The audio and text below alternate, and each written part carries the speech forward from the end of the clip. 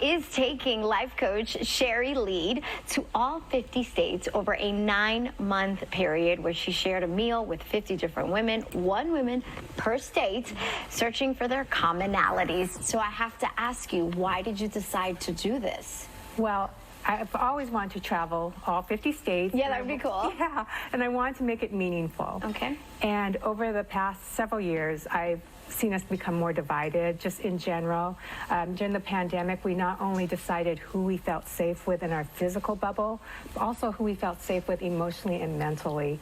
I felt like we were looking at our differences. And so my goal is to try to find and focus on our commonalities, because I believe we can find a common story with everyone we meet. So I'm testing that. Absolutely. We can, 100%. You are in the middle of it right now. So you're in Florida. So you're meeting someone actually in a couple of days. How do you choose these women that you are going to sit down with, share a meal with, and get to know?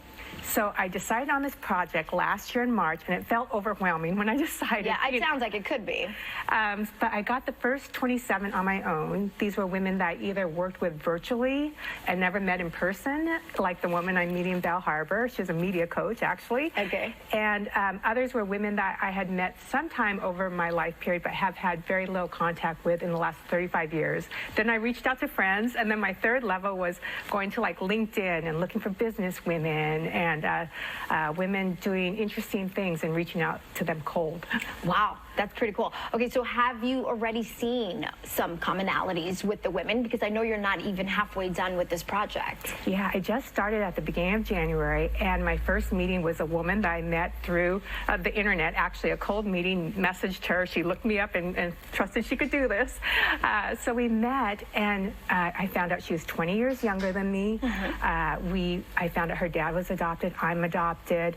She started telling me the story that in 2017, her dad found his birth family. He was having health problems and found out he had Huntington's disease, which is a disease that goes along the genetic code. So she had a 50% chance of she has a 50% chance of having this. So she's explaining to me how her life changed in 2017.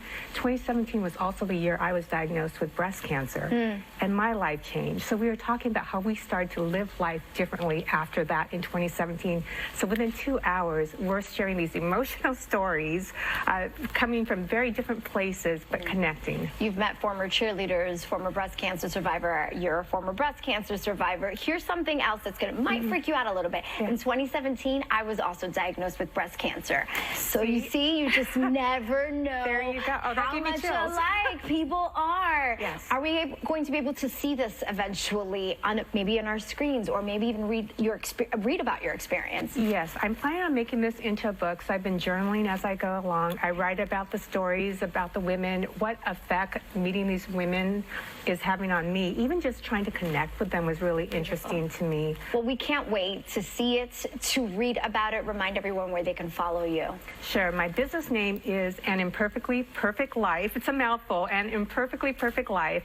But Instagram is where I'm posting a lot. Yeah. Or my name, Sherry Lead, a search. Perfect. I feel like I'm posting all the time. That's fantastic. Thank you so much for taking us on this journey. Thank you.